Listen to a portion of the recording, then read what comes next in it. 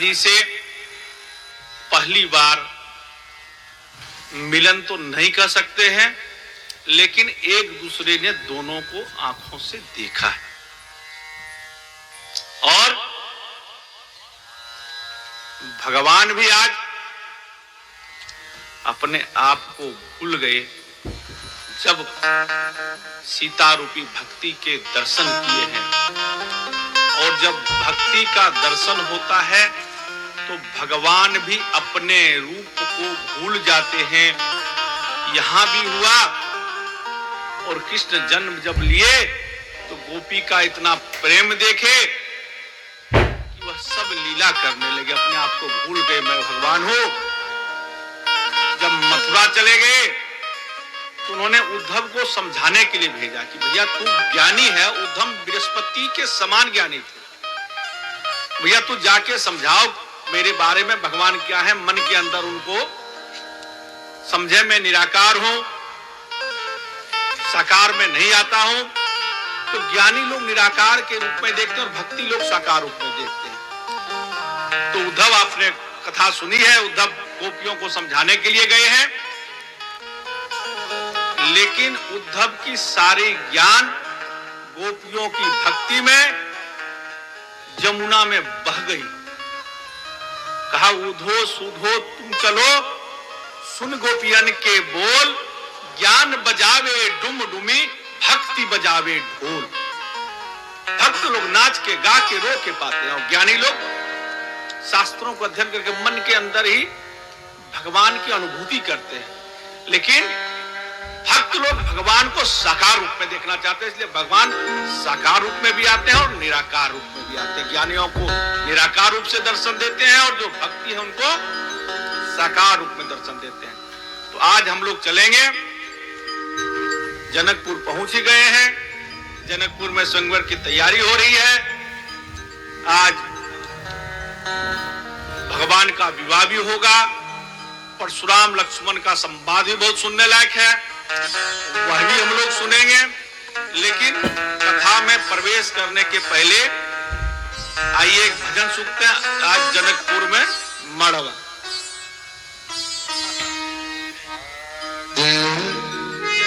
जनकपुर में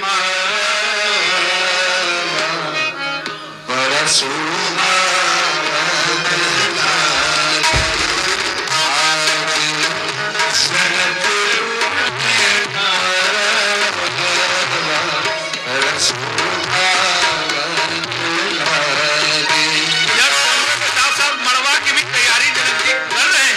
समय निर्धारित तय हो चुका है, इसमें विवाह होना।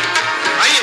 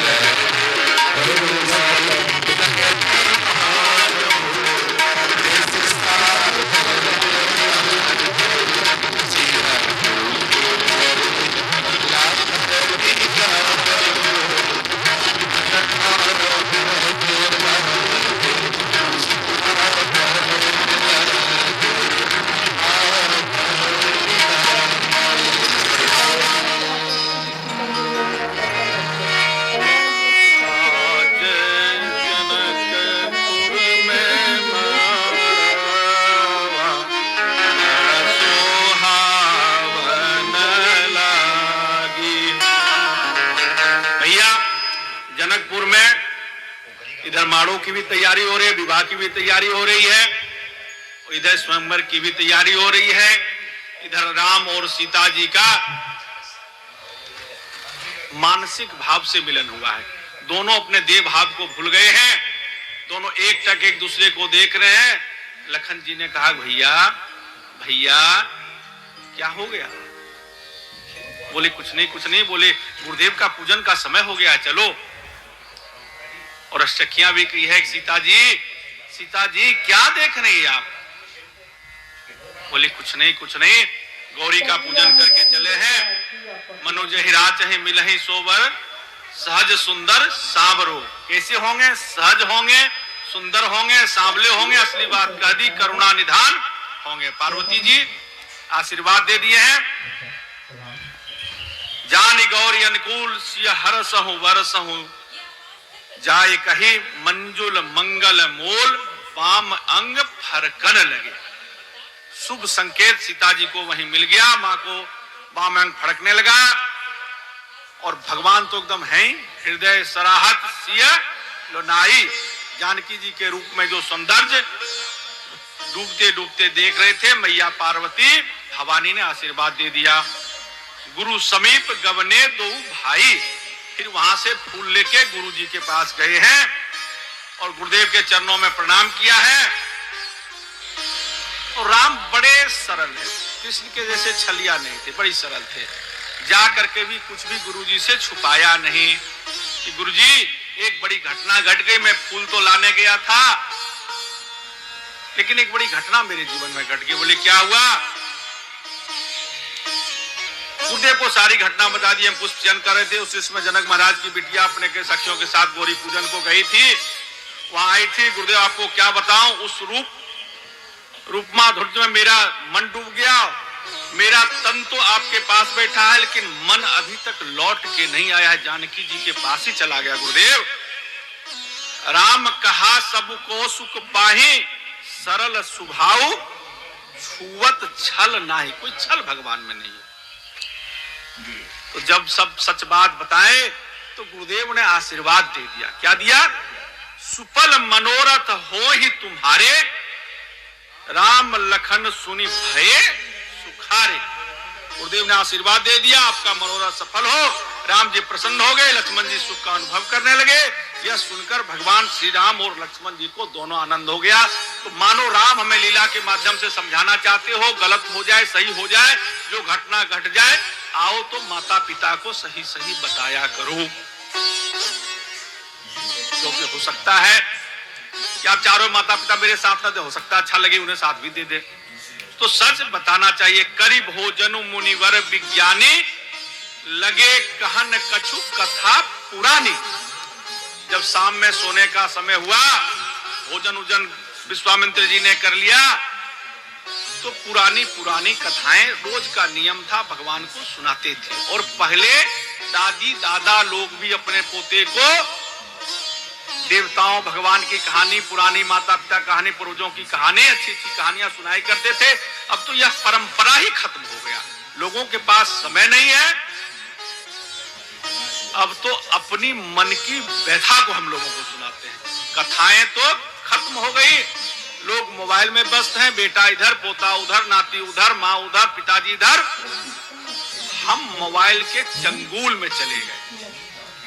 मोबाइल मेरे हाथ में नहीं, हम मोबाइल के हाथ में चले गए। हम मोबाइल को नहीं चला रहे हैं, मोबाइल हमको और आपको चला रहा है।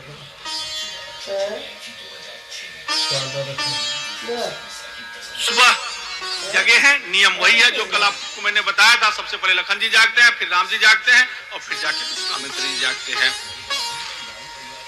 और यहाँ राजा की यहाँ तैयारियां हो गई, दुदंबी सब बजने लगे, ढोल नगाड़े सब कुछ तैयारियां, सब कुछ बजने लगे। सब जगह आनंद का माहौल हो गया। सिया जी का विवाह होगा। पिता के लिए देखो, बेटी का विवाह सबसे बड़े जीवन का सुख भी होता है, सबसे बड़ा दुख भी होता है। विवाह के समय सुख होता है, जब विदा करते हैं ना, उससे बड़ा दुख पिता के जीवन में कुछ भी नहीं आता है। चारों तरफ दुदुम्बियां बजने लगी, सब लोग इकट्ठे होने लगे और सब राजा लोग कहते हैं कि लगभग 12,000 राजा वहां पहुंचे। अभी आगे वर्णन आएगी, उसमें कहे कि 10,000 राजा मूर्ख थे, बाकी लोग समझदार भी थे। ऐसे नहीं जितने लोग गए थे सब मूर्ख ही थे। 10,000 लोगों को, 10,000 राजाओं को मूर्खों की श्रेणी में गोस्वामी तुलसीदास जी ने रखा। राजाओं का क्या अहंकार है। आज कुछ राजाएं तो वहां जगत की माता को दर्शन करने के लिए गई थी।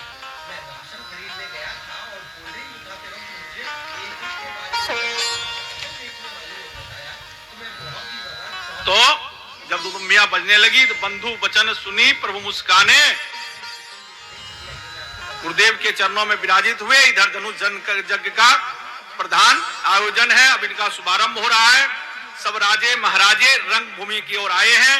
जनक जी ने सदानंद जी से कहा है, जो जनक जी के गुरु थे सदानंद जी महाराज, गुरुदेव आप जाइए और विश्वामित्र जी को बुलाकर लाइए। उन्होंने विश्वामित्र जी को जनक जी का संदेश कहा है। विश्वामित्र जी यहाँ से बहुत प्रसन्न मुदित मन में भगवान राम और लक्ष्मण जी को लेकर के स्वयंवर में प्रवेश किया। अब देखो यही अंतर है, जितने राजा गए वो कहां गए, रंग भूमि में गए, और विश्वामित्र जी राम लखन लेके स्वयंवर में प्रवेश किए। यही तय हो गया विवाह कौन करेगा, तय तो यही हो गया। तुलसीदास जी ने यही तय कर दिया कि भैया सब तो रंग भूमि में गए, लेकिन भगवान को जब लेके गुरु जी गए तो रंग भूमि में नहीं, स्वयंवर में गए। क्योंकि जब गुरु साथ होता है तो उनका स्थान सबसे ऊपर दिया जाता है, गुरु के जाने आने का रास्ता अलग से बनाया जाता है। तो सब तो रंगभूमि का रास्ता था, इन गुरुदेव इधर से प्रवेश किए, वो स्वयंवर का रास्ता था, क्योंकि वो अंदर से रास्ता आ रहा था। क्योंकि राम लखन जी और गुरु जी कहां रुके थे, सीता जी के कमरे में रुके हुए, वो उनके घर से आज आए हैं। वहां स्वयंवर भवन लिखा हुआ था, और इधर से जो बाहर से गए थे वहां रंगभूमि भवन लिखा हुआ था। यह तो पहले ही तय हो गया था विवाह कौन करेगा। तो सब घर परिवार के कार्य में लगे हुए थे, बड़ी भारी भीड़ थी। जनक जी ने सबके अनुसार सबको आसन दिया है, जिनकी जैसी स्थिति है, निज निज थल अनुहारी, जो जैसे राजा हैं वैसा उनको आसन प्रदान किया गया। गोस्वामी जी लिखते हैं कि जब भगवान स्वयंवर में प्रवेश किए तो क्या हुआ, लोग को कैसे दिखाई दिए भगवान, जाकी रही भावना जैसी, जाकी रही भावना जैसी, प्रभु मूरत तैसी, प्रभु मूरत